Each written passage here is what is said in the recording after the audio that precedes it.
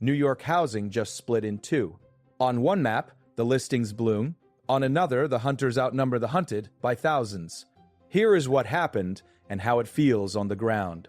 Through the end of 2025, New York City's for-sale inventory turned a corner.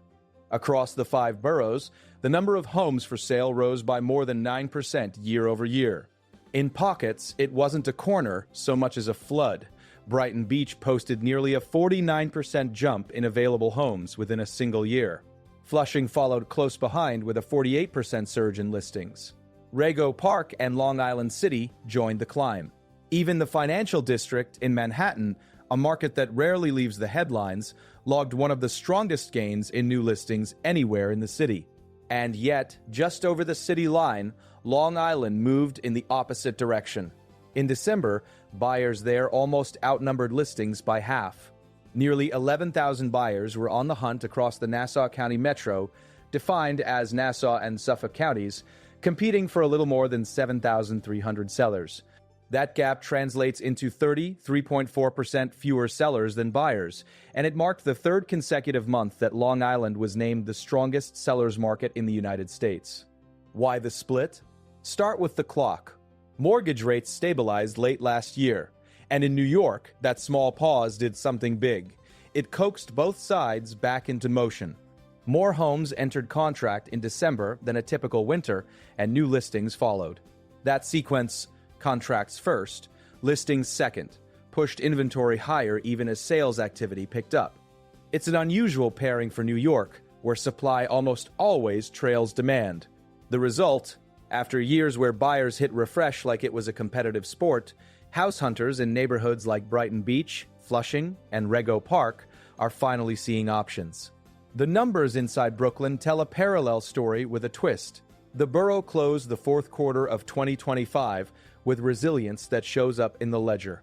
Contracts signed, the timeliest indicator of demand, ticked up 1% to 903 deals.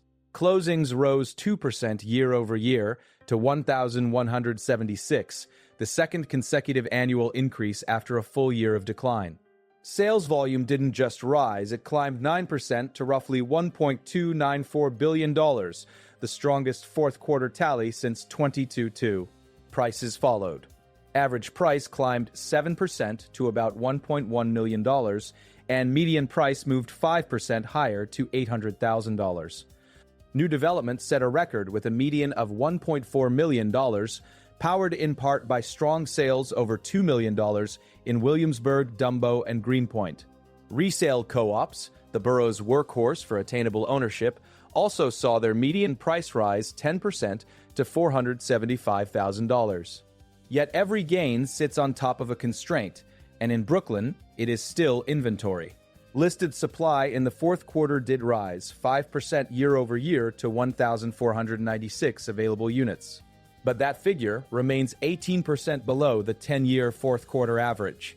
The constraint is sharpest at the top. Homes priced over $2 million saw the biggest drop in supply, down 12%. And the pipeline for tomorrow's options tightened too. New development inventory fell 15% year over year to a 10-year fourth quarter low. The relief came where the budget lines meet.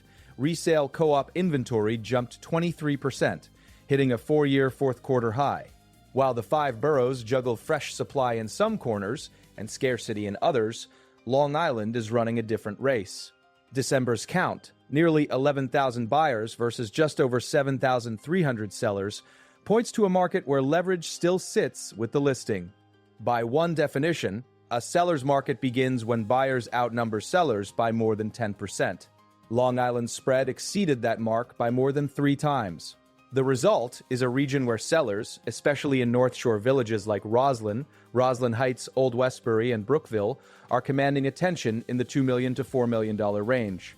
The draw is clear: high-quality schools, a suburban lifestyle, and straightforward access to New York City. The signals are loud enough that December marked the 3rd straight month Long Island led the nation as the strongest sellers market. To see how different this is from the broader landscape, look at the national scorecard from the same month.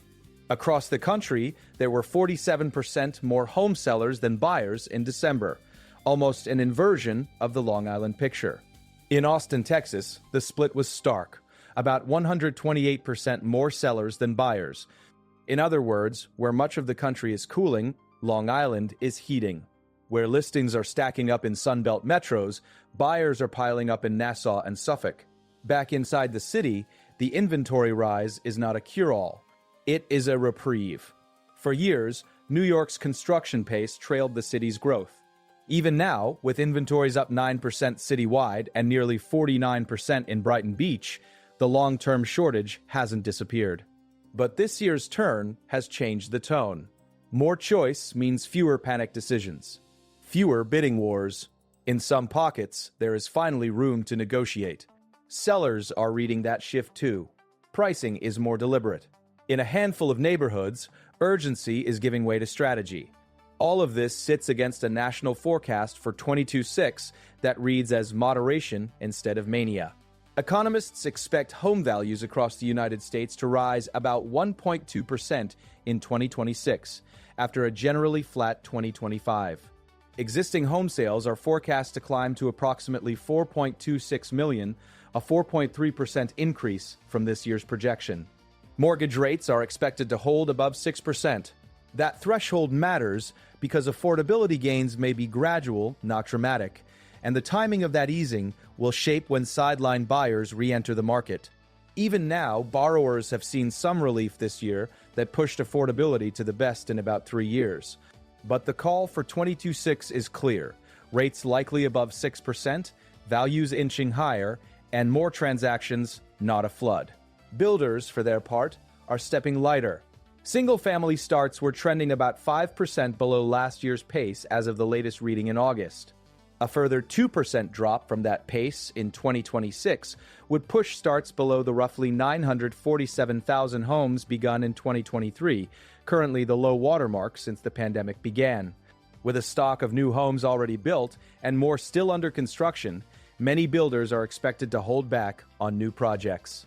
Instead, they are likely to lean hard on incentives like rate buydowns to keep inventory moving, particularly in markets where affordability remains tight.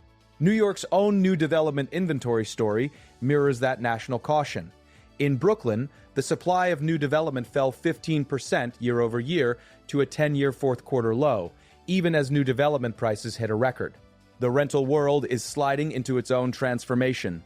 Across the 50 largest markets, 37 saw incomes grow faster than rents this year. As of October, a median income household would spend about 20 to 7.2% of income on the typical U.S. rent, the lowest share since August 2021. In 2006, multifamily rents are forecast to rise just 0.3% nationwide, giving incomes a chance to catch up even further. Single-family rents are projected to climb about 2.3%, as many buyers delay purchases. New York City may be the exception. Economists expect rent growth here to accelerate next year, bucking the national cooling. And as buildings compete for families and lifestyle renters, communal spaces are expected to become defining features in 2026 and beyond, from homework pods to family-friendly amenities. Lifestyle renting itself is crystallizing into a force. Nearly 3 in 5 renters say they plan to keep renting next year. Even if mortgage rates dropped, only about 37% say they would buy, down from 45% last year. Demand is also shifting on who rents and what they need. Roughly 37% of renters now have a child younger than 18 at home. Those families bring their preferences into housing decisions, directing attention toward buildings that offer energy-efficient features and everyday design touches. Think walk-in pantries, garage-based cold zones for bulk storage, or smarter organization that squeezes more from a city-sized footprint. Zoom back down to street level, and the split market comes to life. In Brighton Beach, the near 49% increase in inventory turns Sunday showings into something new: choice. In Flushing, a 48% jump in listings means the same block can host 3 different price points within a half block. In Rego Park in Long Island City, buyers who spent the last 2 years chasing a shrinking list of options are finding fresher terrain. In the financial district, more doors are opening each week as listings stack into a genuine selection. The sensation is subtle but real. The market is letting people shop at a normal pace. In Brooklyn, the data paints a market that refuses to crack. With 1,176 closings, the fourth quarter of 2005 was still the second lowest fourth quarter in over a decade by total unit sales. Yet those who closed paid more, not less, and enough of them spent in the higher brackets to pull the average up 7% to roughly $1.1 million. The median price, the more democratic barometer, still rose 5% to $800,000. The surge at the top, new developments record $1.4 million median and strengthened sales over $2 million in Williamsburg, DMBO, and Greenpoint tightened the high end even further, while the co-op market caught a breeze. With resale co-op inventory up 23% and median prices at $475,000, buyers searching for attainable ownership found the most relief there. Cross the city line and the tempo changes. On Long Island, nearly 11,000 buyers battled just over 7,300 sellers in December. That 33.4% gap propelled the region into a seller's market by any definition. Buyers outnumbered sellers by more than 10%, and then some. The ranks of buyers included locals and those moving in from out of town, drawn to the schools, the room, the suburban rhythm, and the simple math of commute plus lifestyle. Segments between $2 million and $4 million were especially active in North Shore villages like Roslyn, Roslyn Heights, Old Westbury, and Brookville. Prices followed the competition, pushing valuations higher. That is good for sellers, but it carries a cost. Property taxes tend to follow assessments, turning higher values into a looming burden for homeowners down the line. Set against the national picture, Long Island's heat is an outlier. Across the country, in December, buyer fatigue and a mountain of listings left 47% more sellers than buyers. Austin, once a shorthand for rocket ship growth, ended the month with about 128% more sellers than buyers. In that context, the Nassau and Suffolk counties' December dominance becomes clearer. One market is flush with supply and patience. The other is short on listings and long on demand. What stitched these patterns together in New York City was the rate story. When mortgage rates stabilized late last year, it flushed out the fence-sitters. Buyers came back. Sellers noticed. More homes entered contract in December than is usual for the season, and then more homes hit the market. That's how you get a citywide jump of more than 9%, and how you find nearly half again as much inventory in Brighton Beach and almost as much in Flushing. Those moves don't erase a decade of underbuilding in Manhattan, but they do dull the edge of scarcity, at least for a season. For buyers, that's less sprint, more stride. For sellers, it raises the stakes to price with precision and move quickly. Meanwhile, the pipeline is thinning just as price stability returns. Single-family housing starts were trending about 5% below last year's pace as of August, and a further 2% drop expected in 2026 would take starts below roughly 947,000 homes begun in 2003, the lowest since the pandemic's early shift. Builders are likely to deploy incentives, not shovels, to maintain momentum. In Brooklyn, where new development inventory sank 15% to a 10-year fourth-quarter low, that thin pipeline was already visible, even as new development prices reached a fresh high at a $1.4 million median. Taken together, the signs suggest that scarcity at the high end may linger even as co-ops and certain condo resales give budget-conscious buyers more levers. One more force hums under the surface: renter behavior. Nearly 3 in 5 renters plan to keep renting next year, and only about 37% say they would buy even if rates fell, a step down from 45% a year ago. This matters because it sustains demand for rentals in a city where rents aren't likely to cool alongside the nation. With incomes outpacing rents in 37 of the 50 largest markets, and a median income household spending about 27.2% of income on a typical U.S. rent as of October, national pressure is easing. New York City may not follow that pattern. Expect rent growth here to accelerate in 2006, and expect buildings to win families with spaces designed for them. With roughly 37% of renters reporting a child at home, the demand for kid-forward and community-centered amenities, imagination spaces, homework nooks, flexible common areas, will shape which properties lease fastest and which lag. If you need a last scene to remember this by, Picture a Sunday afternoon split screen. In Brighton Beach, a buyer walks into a lobby and sees two flyers side by side, one new, one reduced, both in the same building. A year ago, that would have felt like a mirage. Today, it reads like a market getting back to normal. At the same time, in Old Westbury, a seller in the $2 to $4 million range counts multiple showings per day and notes how often agents ask about schools. The homes are different, the dynamics are not. Both are powered by a reshuffling of supply and a recalibration of urgency. What's next?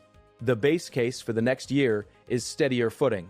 Expect home values to grow modestly, about 1.2% nationwide in 2000-2006. Expect existing home sales to edge up to roughly 4.26 million. Expect mortgage rates to hold above 6%. That combination is enough to keep buyers and sellers engaged, not panicked. In New York City, expect the neighborhoods that logged the sharpest inventory gains, Brighton Beach up nearly 49%, Flushing up 48%, Rego Park and Long Island City on the upswing to continue offering more options than they have in years. In Brooklyn, expect continued resilience, contracts and closings that track steady, prices that hold or climb slightly, and a high-end constrained by a thin pipeline with new development inventory already down 15% to a 10-year fourth-quarter low. In Long Island, expect sellers' leverage to persist as long as the math looks like December's. Nearly 11,000 buyers chasing just over 7,300 sellers, a 33.4% deficit of listings.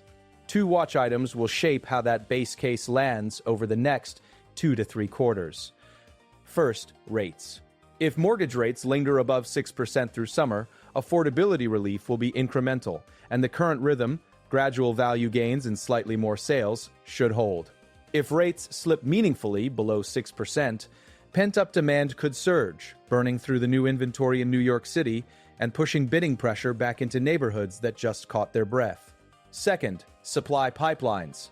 Builders were already trending 5% below last year's start pace as of August, and a further 2% drop would push starts beneath roughly 947,000 in 2023. If that pullback persists while new development inventory in places like Brooklyn stays at a 10-year fourth-quarter low, scarcity at the higher end could intensify even as co-ops and mid-market resales carry the volume. There is a third drumbeat to keep at the edge of the frame. In globally integrated real estate hubs, uncertainty tends to reprice risk before it destroys demand. In other markets, temporary jolts have translated into single-digit price corrections and transaction dips that last 1 to 2 quarters before activity normalizes.